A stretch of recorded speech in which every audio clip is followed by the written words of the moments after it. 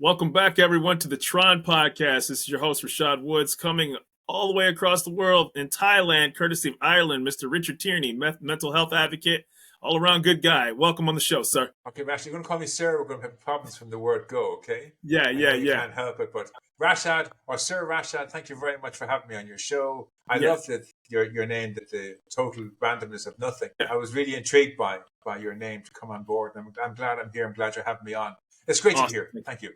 Appreciate you. So you've obviously, I read about you, and you did very well when it comes to the area of mental health and trauma, and you've created some 12-steps programs to assist people. Just can you give us some background as to how you got into that field and what led you to do this for work and living? First of all, I want to stress that I'm not a mental health professional, and my sister is a mental health professional, and what they have to go through to become a mental health professional is profound. I do believe there's two forms of mental illness. I believe there's mental illness that can only be treated by mental health professionals, therapies, medication, and so on.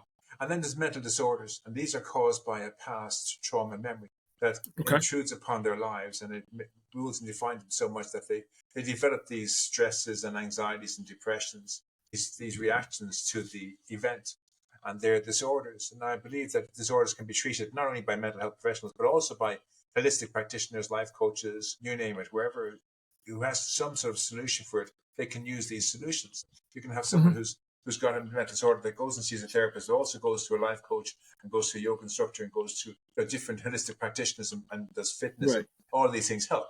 And that's why I believe that. So I'm not a mental health professional. I like to. Thanks for correcting me. I like to suggest that I am a trauma memory recovery expert. And that's what I do. I created a program for healing the trauma event. So when people, because there's so much more emphasis and sensitivity that is taking place on people's mental well-being, I'm old enough to remember, and I'm not, I'm nowhere near advanced in life. I hope to be, for young people out there, that's a good thing, right? So, but it was, the old day was puts, hey, cry it off or, deal with it, so to speak. So when did you see the turning point that services were better suited for people actually to seek assistance? Because it's come a long way. Yeah.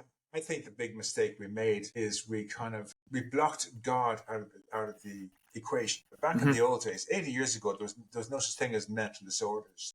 There was a case of, if you had a problem, you prayed about it, you prayed for the other person. The Bible says that you pray for the other person, you wish them well, God takes your wrath off you, and then he puts them in hell for all eternity, and you're not fighting the battle. So you give it to God, and you let it go, and you get peace of mind.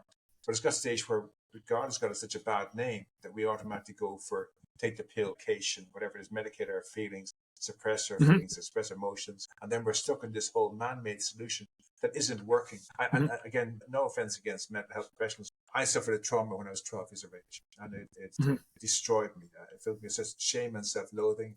I wanted to die. I didn't want to live. I didn't want to die, but I didn't want to live. I felt like both shame and on my family, and I didn't want them to know what had happened, so I kept it quiet. 12-year-old child trying to hide this and keep it a secret and not let people see it, and it destroyed me. I was a child, and it was suddenly my innocence was taken from me, and I was just So then, as I grew up, I found that I was growing physically, but emotionally, I was still a 12-year-old child. So when I got to be 18, I was a 12-year-old child. When I got to be 25, I was a 12-year-old child, emotionally and mentally. So I get involved in relationships, and of course, I'm a 12-year-old child in a 25-year-old body trying to have a relationship with a 25-year-old woman, out of my depth completely, not capable of having a relationship on the same level, because emotionally I'd stopped growing emotionally and mentally. I think what happens with a lot of people who suffer with a past trauma. And I worked with two therapists who were the most loving, caring therapists. One was a woman, one was a man, over different periods, and they were phenomenally caring and empathetic.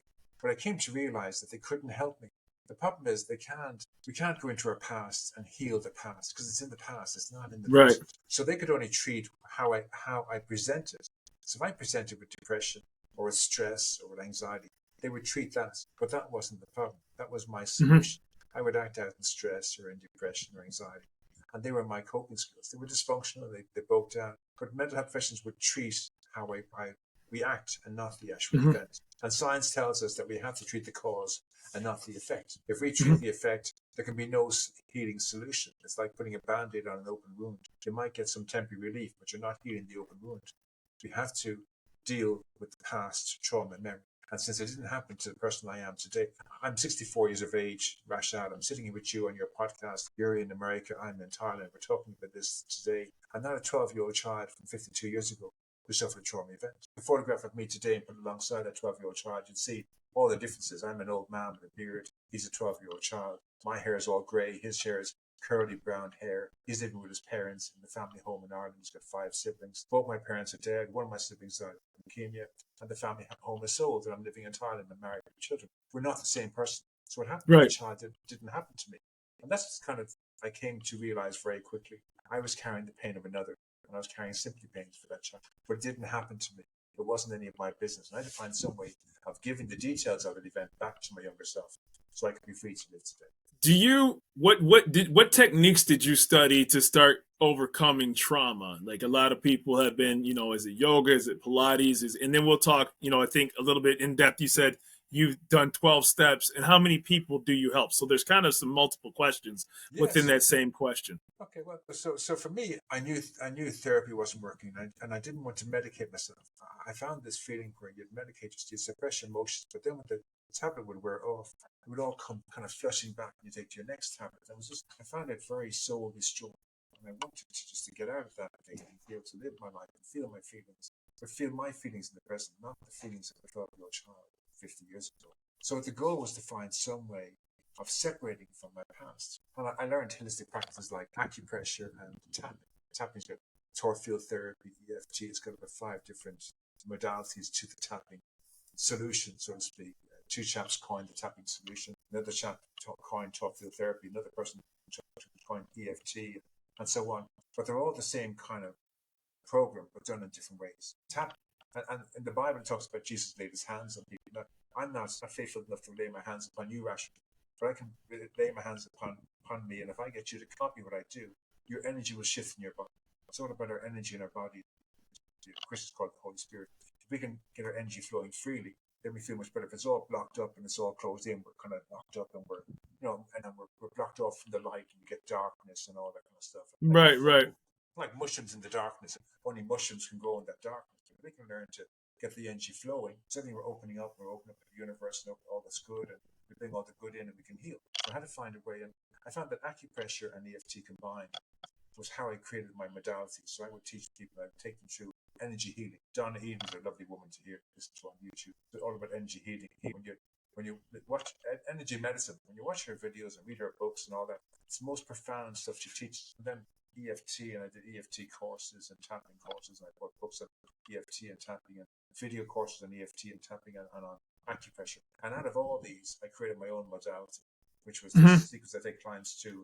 It goes for 2 hours, where they actually tap in every part of the body and release all the energy from the energy points in your body, and you feel this shift. So at the end of the 2 hours, it's like you feel this weight off your shoulders, all the stress we carry in the shoulder, like the weight of the world on our shoulders. That stress leaves you. All the anxiety. How did you come to 2 hours? How did you find out that was the proper window? Like, because that's a pretty long time. I'm not saying that in a negative manner, but like that just how much time it takes for that to really like have an effect? Well, I had one client who, in about 25 minutes, he went, I got it. So it's different for different people. Right. I went from about a 45-minute session with clients to expanding it a bit so we could take in some more modalities. I'm thinking we're trying to get rid of a trauma memory that maybe have ruled someone for 10 or 20 years. Right. It's just that they can get rid of it in 5 minutes. If they've suffered it for 30 years, it doesn't make sense to the brain. If you've been going to therapists and taking medication and going to hospitals, institutions for 30 years, and somebody comes along and says, I can get rid of that for you in 5 minutes. Not happening. Get out of my face, So, right. So in the beginning, I worked with clients about 40 minutes kind of work. But I had one man who was a Vietnam vet, and in the space of 20 minutes, he's kind of going, oh, glory God. Oh, thanks be to God, it's gone. Oh, thanks be to God. You could see everything about his whole persona changed. He had left his body completely. And he was like this guy who was just floating on cloud nine, smiling, laughing, cheerfully, joyful, saying, it's gone. He went to bed that night, no medication, slept like a log. Up the next morning, kind of going, I feel 20 years younger. 75-year-old man, I feel 20 years younger. I feel like a man. Like it's mind blowing. Then someone else may take 40 minutes or 45 minutes or an hour and a half. I've kind of created a program of 2 hours where really in depth we take it from our body. Now the thing is, once you give it back to your younger self, it leaves your psyche. So once you give it and it leaves your body, it's gone. You can't take it back if you wanted to. because the details have left you. The memories you'll always carry. So every memory you have in your memory bank, you're meant to have. We're human beings. We carry all our memories. We don't carry the details of it. So if you go back to your childhood and think about maybe you're in an egg and spoon race, you might remember being in an egg and spoon race when you're 4 years of age and in a sports day. But you don't remember the details of, was it rainy or was it perspiring in your face? Right, right. They're the details. But with trauma, we have the details. But we get the details away and they're gone. Someone asked me about what happened to my 12-year-old inner child. I'd say, what happened to him was terrible. It didn't happen to me. I don't remember. I don't have the details. All I know is he suffered this trauma event. I feel deeply for him, but he's gone now. He's in God's mansion in the heavens and he's safe there. And he's gone. And it's not about me. And I don't have anything to do with this. I'm able to leave it go. And that's the idea behind it. So I've developed this event, a 2-hour healing event. And at the end of the 2-hour event, you feel the shift. It's very hard to describe what happens, but you actually feel this weight leave your body. Like you've been carrying this whole weight on your shoulders, the weight of the world upon your shoulders. It's like an elephant sitting on your chest. You can't breathe. You're gasping for air. Your anxiety and panic, and that leaves you. The hole in your soul that's been eating away at you for the last 30 years suddenly is gone. How often do you recommend that people actually have to utilize that as much as they need to? Just once. Okay. Once you get rid of the core event, all the others fall away like dominoes. You know, so if you've got one core event, like if you're a veteran and you were in Iraq or Korea or Vietnam, and you get rid of that, all the things that have happened since then were based on this one core event. When the one core event is gone, you don't really need to necessarily do the rest. Now, some people have done 2 or 3 of these, but you really have to get the first one done. Then you do the 12-step program. You undo all the learned behavior of the PTSD or of the depression. And once that's done, you're just a new person, like a new creation. It says in the Bible, it says become a new creation. That's literally what happens. You become a new creation. So somebody comes up and they say they had a traumatic event, but there could also be, or they're dealing with, obviously you're not, you said yourself, you're not a mental health advocate, you're a trauma, breathing exercise, compartmentalizing the stressful situations in your life. I'm sure you have repeat customers though that, hey, maybe I suffer from this particular thing, but it's been a relief for me when I do this particular class. The 12-step program is like any 12-step program. You can have continuous meetings of 12-step members and you can work the program together and talk about things. And that happens on a regular basis. Right. Every week I meet some people and we go through the 12 steps and we talk about how you are today. But once you've done the 12 steps, you make a decision that you're never a victim again. No matter what's happening in your life, no matter how bad it gets you, you lose your job, your boss picks on you because you're out for 5 months, he's giving you grief, you're not a victim. It's life on life's terms, or life on God's terms. And you just choose never to be a victim. Now, you can be going through the hardship of dysfunctional, narcissistic neighbors and boss and the new government, and they could be the hardship for you. But your first line defense is, I'm not a victim. Right. Yeah, that's powerful stuff. When you get to that space, nothing can harm you. When you decide you're not a victim, God has a plan. God has a plan for me, and all this crap I'm going through is going to make me stronger. And that's the idea behind it. So the first step of the program is, I'm not a victim. What happened in the past didn't happen to me. Once you can separate from the past and just live in these 24 hours, everything changes. Have you ever written a book or anything? Do you have anything documented? Do you have any? And that's because it seems like an author that would, something written would be helping people out and be helpful. Yeah, I have this healing event on Amazon Kindle. So the healing event is called How to Heal Any Past Trauma Memory. That's a 2-hour healing event. And then the Trauma Recovery Anonymous 12 steps are also on the Amazon Kindle platform and on other Kindle platforms, on other Kindle and book platforms. You can order it, print to order. So they're available basically in all bookstores, but the healing event is available on Amazon Kindle only. Got it. I have to ask, how did you end up from Ireland to Thailand? Well, because of my own trauma and trying to escape it, I did the geographical change. I went from using alcohol and gambling and self-harm and everything, medication and whatever. I decided I'd run away. So I did. Many of us who suffered do a geographical change. We leave our home and everything. We go somewhere completely far away as possible from the memory of the event or that location, that environment. So I went from Ireland to Thailand. I couldn't go. What? Why Thailand in particular?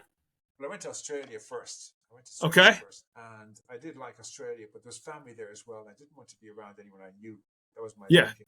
And then I met someone in Australia. They said, "You got to go to Thailand. It's really beautiful. It's great for Western people. Very Westernized, very friendly to Western. They all speak English. The food is superb. Very cheap to live." So on the way back from Australia, I went to Thailand just to stop in for a little while. They had loads of 12-step groups all over Thailand, all Western. Yeah. So all Americans. Oh, most of them are Korean and Vietnam vets. I've run these 12-step groups. I get the same thing. Okay. I get to go back to. So I met a really nice bunch of people and 12-step Nice. groups. Nice. And I went, I like this. I think I can live here. And I didn't know anyone, so I kind of reinvent myself and start all over. So I came out here some 23, 24 years ago. And I just lived out here like in this. In the beginning, it was kind of dark. I felt I just kind of go through my money, die, and then someone can't find me dead, be over. Wouldn't be around family, no one could see the pain Okay. and all kind of stuff. That kind of crazy stuff. And that was the early days. And eventually, after about 5 years, I decided I wanted to live. It was mind blowing. It was really a wonderful experience where I realized life is worth living. I want to find a way to live. I want to find a way to get rid of this completely, and find a way to live. And that was basically the start of it.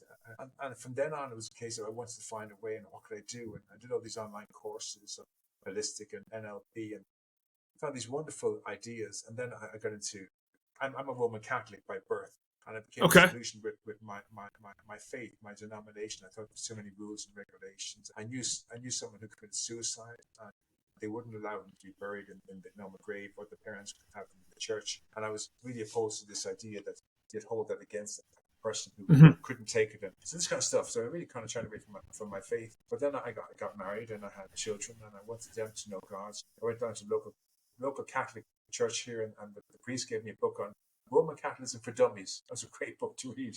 And I realized this is all the reasons why I didn't want to be Roman Catholic. So then I bought into a Protestant church.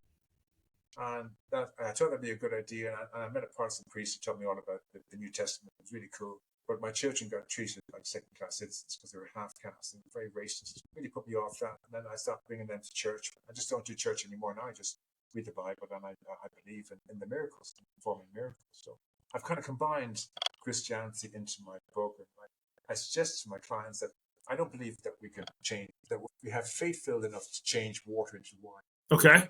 If I can give myself 5 minutes of peace of mind in this rat race, Nice. that for me is a miracle. And if I said to you, how about if you could give yourself 30 minutes freedom from your rat brain, would that be a miracle? Most clients kind of go, yeah. Of course it would. Okay, well then that's your first miracle. And then when you get rid of this and you give the past back to your younger self and it's gone from your psyche, is that a small miracle or a big miracle? They kind of go, that'd be the biggest miracle possible. Okay, well that's your second. And that's what you do. I teach them that they're performing miracles on themselves, being involved in any religion. By changing their attitude, their outlook, perspective, by doing all this energy work, they're performing miracles on themselves. And so they're healing themselves. It's you hear so many things that are worldwide about. Do you have any certifications of any sorts? Did you take any particular courses that said, okay, because sometimes for people who are looking for help, they look for that behind somebody, and it I don't want to say it gives credibility, but maybe people are more willing to follow somebody. They say, okay, you went to this institution, you were certified by this board. Is that something that you have or have ever pursued? I got my certifications in EFT and in tapping and acupressure and in this kind of stuff, but they're not like they're not like a mental health profession would have a board, and so they're not the professional boards. You know, it's like the 12 steps of AA. Two guys put the 12 steps of AA together. They weren't qualified therapists, and it saves millions of lives. The 12 step program. It's just me putting something together that works to help people recover, get rid of their past. It's not certified by any mental health board. Correct. So again, I can't use that as a not as a weapon, but to say yes, I am certified. I'm not but sometimes there's institutions that'll say, you have. Yeah, I understand that completely, and I understand someone who's been through the. I want to be careful with my words here. I worked with a client one time who had been with more than 24 therapists. Now, my understanding is if the first one or two don't work, the first 3 or 4 don't work, at some stage someone says, this isn't working. But to keep someone in this loop of going to another therapist, and they're all qualified and trained in the same field, and nobody can help this person. At some stage, we have to say, this isn't working. Right. And again, no doubt. They're all qualified mental health professionals. And my sister's a mental health professional, and she's the most kind, caring, empathetic person. But if it's not working, it's not working. It's just not working, right? At the end of the day, find different solutions. Correct. In the last 80 years, the mental health profession has been looking after disorders, and in the last 80 years, we have something like 1.5 billion people diagnosed with PTSD. There's not 1.5 billion people diagnosed with other disorders caused by past trauma memories. How can the numbers grow so gigantically in 80 years. Right. I mean, another 80 years, we're going to have half the world's population. In another 80 years, it's going to be 3/4. But there doesn't seem to be anyone policing this. Or, how can you go from 0 to 1.5 billion in 80 years? That just, There's in some my valid head, it just questions. doesn't make sense. It doesn't make sense to me how this can be seen as being the way forward from when they're treating the effect and not the cause. Science tells us, and common sense, if we're treating the effect and not treating the cause, there'll never be a healing. But we're treating post-traumatic stress, we're treating depression, we're treating anxiety, we're treating all this the mental psychosis, which is caused by the trauma memory. If we get rid of the trauma memory, there's no longer any valid reason to maintain the post-traumatic stress, the anxiety, depression. That whole Right. area is no longer, it doesn't have any feet anymore. If you get the trauma memory and you give it back. So if young Rashad, who's 11 years old, suffered a trauma event, and you've been carrying that for the last 30 years, and you give it back to him and he took it away, and he stepped into the light, and you felt a release in your body. Well, so all these diagnoses you were given by a mental health professional, there's no longer any reason for them because the cause of it's gone. If you break your leg and your leg's in crutches, and suddenly your leg gets better, you no longer need to walk. That is correct. Crutches. And that's the That idea. is correct. If you don't put the leg in a cast and you don't Take the proper steps to take care of it. you're going to be on crutches forever unless you. No question. And you're probably, and the leg's not just going to not heal. It's going to be much significantly worse than. Worse. So our minds and our hearts are getting significantly worse because we're not treating the cause. This thing is eating away at us on the inside. If I present with my trauma, people can't see how it's eating away at me. They can see how it manifests with my anxiety and my stress and my depression, but they can't see. Does yours travel by word of mouth, or is it like, how do people find and locate your services when they need you? I think it's very, this platform of podcasting has been a wonderful revelation. I never knew about this podcasting until recently, and I was just trying to find ways of how I could get myself out there, and I came across this podcast platform, and I've been interviewed by about 10 podcasts already. I've got another 10 podcasts lined up. No. And it's wonderful because I'm getting to meet now. Again, some podcasts only have maybe 30 or 40 viewers, some have maybe 1,000. But it's a start. It's a slow process because we're booking the system. The system is you have post-traumatic stress, you have depression, you have anxiety. For sure. The whole world has invested in that model for so long. To suggest anything else is like you're crazy or you're loop to loop or you're, so I know it's a very slow growth, but actually if I can I worked with 104 people already. If in another year, I've worked with another 104, but that's in 6 years. It's not a lot of people in 6 years, Right. Again, it's 104 people more than it was 6 years. But there has to be a lot of personal satisfaction too from just knowing that you've helped these people too. But there's personal satisfaction in talking to you, Rashad, and telling you this solution. I mean, the satisfaction I get now in explaining this to you and you hearing it is profound. And then you share it with your audience, and that's profound. But again, that chap, that person I spoke about who had the 25 therapists, we worked together. At the end of the session, they were in shock because they had invested so much in being post-traumatic stress disorder. They were part of fellowships and fraternities, and they had all this medication and all this social welfare support from the government, and they couldn't see themselves giving all that up to live a normal life. They hadn't worked in 20 years. They're dependent on the state, on all the social welfare. And suddenly here they are, free of the PTSD, to be a normal person. And it's too much of a stretch. It's almost like you said, no, so I can't go through this, and walked away. And you can't blame them. Really? You can't blame them because you're talking about bucking the system. If you've been out of work for 10 or 15 years, depending on the state, and suddenly you get this cure, forgive me for using that word, I don't like using the word cure, but this release from your past. And suddenly you step back into life without all those parachutes you had, all those support you had. Suddenly you have to let that one side and start again from scratch. In this world where it's so hard to get a job and get accommodation and pay, it's very demoralizing, frightening to take that step. Unquestionably. So, and I think life is obviously, I'm sorry. Yeah. No, go ahead. I was saying, obviously, people, and it's been proven that it has very detrimental effects on people's health, right? Whether it's your diet, whether it's weight gain, weight loss, susceptible to diseases and things like that, and illness and injury as well, too, all by holding that in and not having a positive outlet for those type of things. So everyone's just doing their best. Up until now, there hasn't been a solution. So they're dependent on the medical world to give them a solution. And they're told you've got post-traumatic stress, or you have depression, or you have anxiety, or you have some other psychosis. The root is medication and therapy and long-term therapy. And this is all that they know. They've known this for the last 80 years. This is all they've been taught and known. And the support groups do this, and the veterans do this, and they all do this, and everything's geared towards this one solution. Very hard for someone to step away from that. Yeah, When you're told black is white, and you know black and white is for 20 years, it's very hard to simply kind of go, no, black is it's black. very hard to see. Of course, So, of course. so you have to. You've got to be very careful how we approach this. We have to understand people are where they are because that's where they are. It's just that's the Right. way it is. If I work with somebody who finds it hard to embrace this concept, that's where they are. I mean, it took me 59 years of my life to finally look for another solution. Well, I'm glad you found it. So, Rashid, if it takes you 30 years to find a solution, or that young man that I worked with had 25 therapists, if it takes him 10 years more, that's his journey. But the point is, did you seek it, right? Did you never stop yearning for that information, right? And yes, I think deep down I yearned for it, and then it got to a stage where I really sought it. It's the nonstop satisfaction you have to have from you that this is not the answer that was in front of me that I was seeking, and I have to keep yearning and learning for that.